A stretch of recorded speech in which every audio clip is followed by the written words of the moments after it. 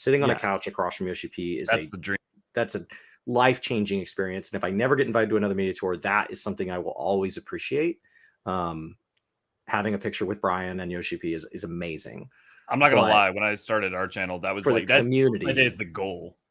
Yeah, for the community, I think that the digital one just offered more pros than cons. My goal, because I see that photo of me, is to do another one once I've completed this journey, so that I have like where it started and how it's going, kind of that mindset with Yoshi P. Because like, you know, I don't know if I've ever shared this like on the show with you guys, but it's like I remember when they announced Heaven's Word, and I was like, all right, I'm gonna lose 30 pounds by the time Heaven's Word, you know, releases, and I didn't. And then you know, so I kept setting all these goals prior to an expansion drop and never achieving it. And it's like, I think that for me will be a very cathartic experience to sit here and say, like, this was at me at the heaviest, and here, you know, here I am, whatever this time frame looks like.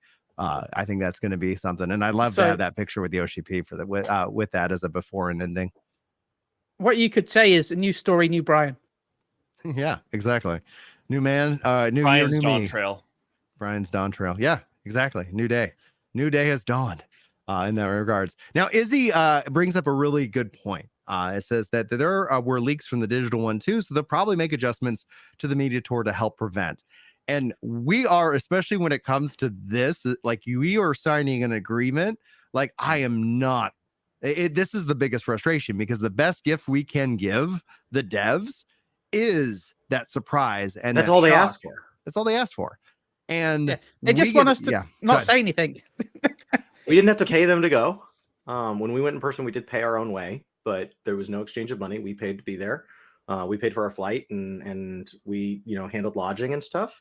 They fed us a meal, and that was the only exchange of anything monetary. Like, you know, we got some swag. I got a Chocobo alarm clock here, and that's about it.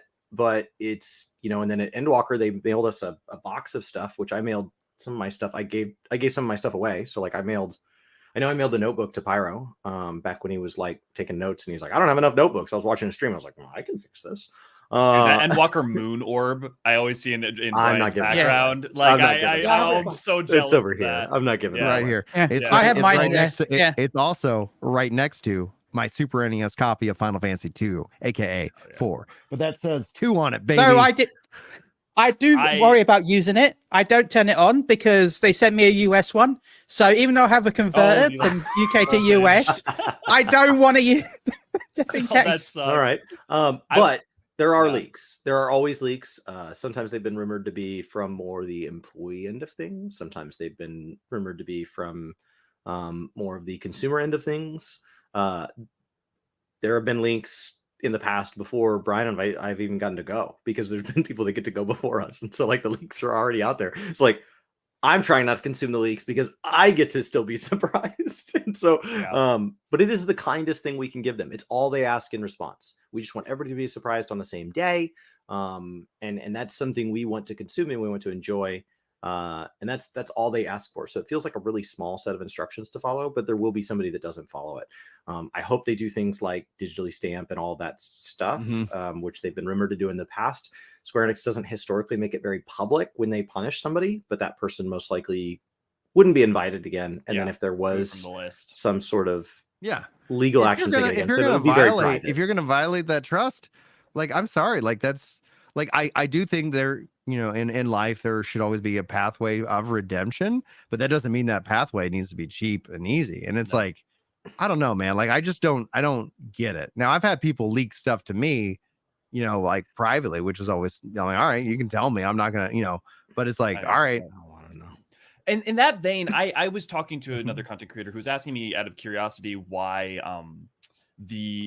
news around data mining in 14 tends to not be covered very, very much. Like, you can find it, don't get me wrong, but it's not compared to like other MMOs. It's not. And what I tried to kind of explain is that the devs have repeatedly tried to explain how much surprise is and how much they value that like surprise and delight and all of that. And they ask for so little. And it's so little to ask for, and that the community tends to, you know, regard that as mattering. So that's my thought is that's a big reason as to why it's not as prevalent. I don't know. It's the one thing, and they they very carefully put things in the media tour to know that they're not spoilery as well. So the NPCs will have generic names.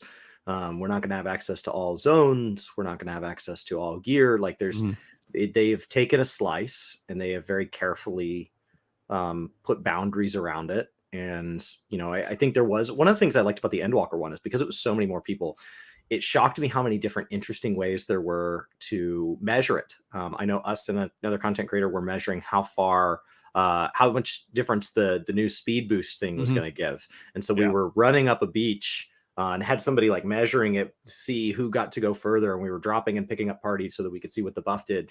And, you know, there were people looking at all sorts of lore ramifications of anything they did let us see, and all sorts of speculation there. And so like, I really liked a lot of the coverage that came out of it last time.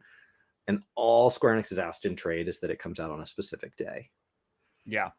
The other, Craig, me, I lost what I was going to say in particular. Dang it, I had it. But if it comes back, no worries. Yeah.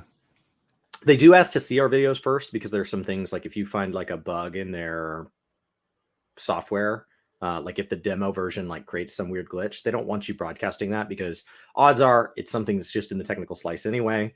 And the goal of the event is to focus on the positives. But as far as the message goes, they've never said anything about any complaint I've had about the game, any concern I've had about the game. They've just said like, hey, if you find something that's like glitching, don't show that. And that's that. So that is something they ask for. But I think that's it. They don't care at all about the content of your message. They just want to know that like what you're showing is intended gameplay. Yeah.